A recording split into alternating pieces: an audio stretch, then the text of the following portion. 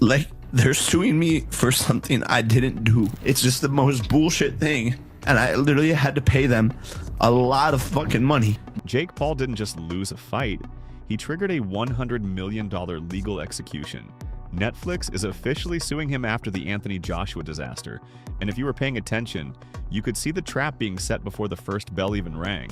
I heard that Gervonta Davis was being very difficult to work with and Netflix was just waiting for a reason. This wasn't just content, it was Netflix's billion-dollar declaration of war.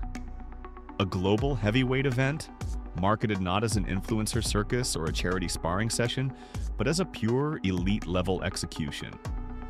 This was Joshua versus Paul, broadcast in real time to 300 million people, with world-class judges, ringside doctors, and the cold, hard weight of a heavyweight legacy on the line. Yeah, we think he broke his jaw. He's fine. We met with Netflix afterwards. He took a shower. He drove himself to the hospital. A broken jaw is very common in sports, particularly in boxing or MMA, and I think the recovery time from the... Jake walked in like a king, fearless, untouchable. That was the branding. But across from him wasn't a retired UFC vet or a nostalgia act. It was Anthony Joshua, a two-time unified heavyweight champion with a decade of elite violence baked into his muscle memory. AJ spent years trading hits with world-class monsters, not clout chasing on social media. Anthony Joshua didn't throw a single straight right hand for 6 rounds. The experience gap was humiliating. Joshua had Olympic gold, world titles, and real scars. Jake had hype clips and carefully picked opponents. Reach, power, timing. Joshua had it all without even trying. Jake needed the noise just to stay afloat. And not only did you not get knocked out, you dropped and said, wow. I was like, wow, that was nice. I was on the ground, I was like, that was a good shot. Did he surprise you with his power? To be honest, no, but I mean, he surprised my jaw. This was Jake's first time facing a prime, world-level killer with zero safety net. No script, no narrative cushion, just pure, unfiltered risk. The second the bell rang, the goal shifted. It wasn't about winning, it was about surviving before the mask slipped. This wasn't just a knockout, it was the public execution of the Jake Paul business model.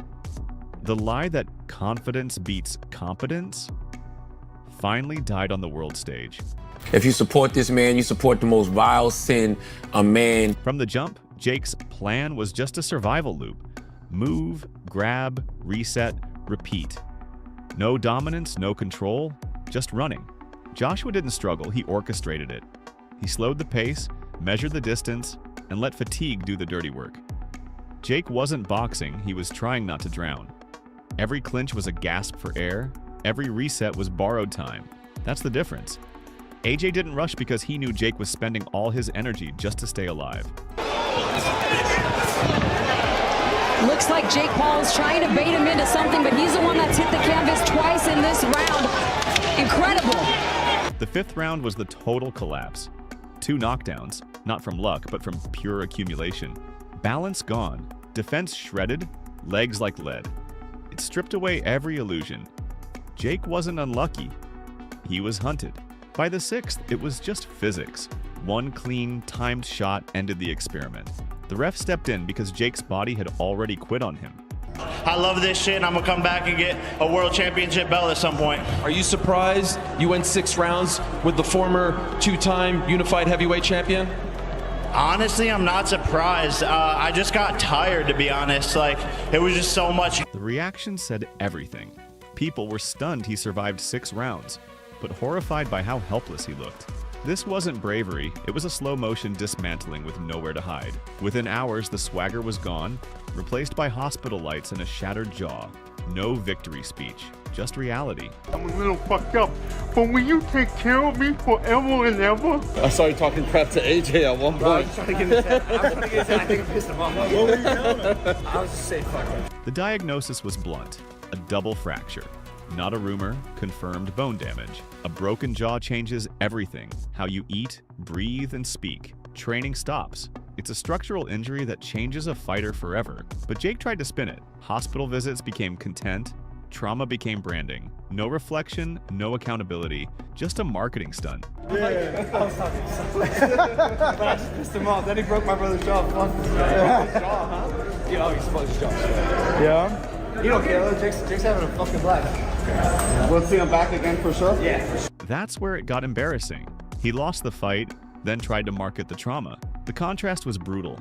A fearless man filming the cost of fighting a real pro. This wasn't a warrior, it was a man discovering that confidence doesn't heal bones, and cameras don't cushion the blow. Now, you asked me a question. Look, it wasn't the best performance. It wasn't the best. The end goal was to get Jake Paul, pin him down, and hurt him. That has been the request. The pros weighed in instantly and they weren't impressed. The shock wasn't that Jake was good, it was that AJ never even left second gear. Joshua didn't panic or take risks. He just waited, adjusted, and ended it when it was convenient. The myth that Jake pushed a champion to his limits died the second the tape was reviewed. Thank you very much. I'm here with the winner, Anthony Joshua. Anthony, congratulations on the win. How would you describe that fight? Well, first of all, I want to give love to the crowd, everyone that came out. I really do appreciate everyone in this venue. Then the money talk started, because with Jake Paul, it always does. Estimates put the payouts at $50 million each, with some rumors pushing even higher. This is where the mood soured. The narrative shifted from a warrior's effort to a cash grab. Jake didn't get humbled, he got insulated. Fans can stomach a loss, but they can't stand a man acting victorious after being dismantled just because his bank account grew. The money didn't prove his worth, it just proved he's a spectacle salesman. Because it's a civil lawsuit and it's just allegations, it's not criminal, so there must be something. The comparisons were brutal. Jake was exposed as a spectacle salesman. Brand first, boxer second. He knows how to trend, but he folds under real pressure. Pretending a one-sided beating was a win made him unbearable.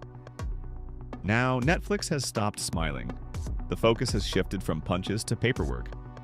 Jake was supposed to be their bridge into elite boxing. Instead, he's a legal disaster. Because it's a civil lawsuit and it's just allegations, it's not criminal, so there must be something. The $120 million super fight with Gervonta Davis was the breaking point. Tickets sold, ads booked, and production ready. The machine was already moving. Netflix wasn't just gambling. They'd already poured millions into the infrastructure and promotion. Everything was paid for, the stage was set, and the money was committed before a single glove touched. Jake Paul, he's done really well tonight. I want to give him his props. He got up time and time again.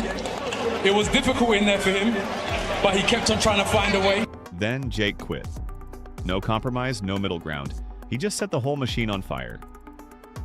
Netflix isn't calling it a mistake, they're calling it a willful breach. That word cost $100 million. This isn't just about a canceled fight, it's about a total loss of credibility. Netflix is humiliated, and advertisers are walking. Jake didn't just lose a fight, he burned $1 billion bridge. To the fight. I don't like it. Even Anthony Joshua had some class and, apologized to me. Did he really? Yeah. He worked his way through the crowd and came up to me and said, "Mom, just no, it's just boxing. It's the fight game. It's just the fight game." Obviously. His image is in pieces. Fearless has been replaced with evasive. Disruptive has turned into unreliable. The public is split. Fans claim a moral stand, but critics see only fear wrapped in virtue signaling. The debate is loud, but the consequences are quiet. Sponsors are pulling back. Platforms are hesitant. Legal wars are draining his focus, his cash, and his momentum. While lawyers talk, training stops. While cases drag, opportunities vanish. The boxing world has already moved on. Respect isn't negotiated in a caption, it's earned in the ring. You don't get credit for what you almost did. You get credit for what happens under the lights, where you can't edit the footage.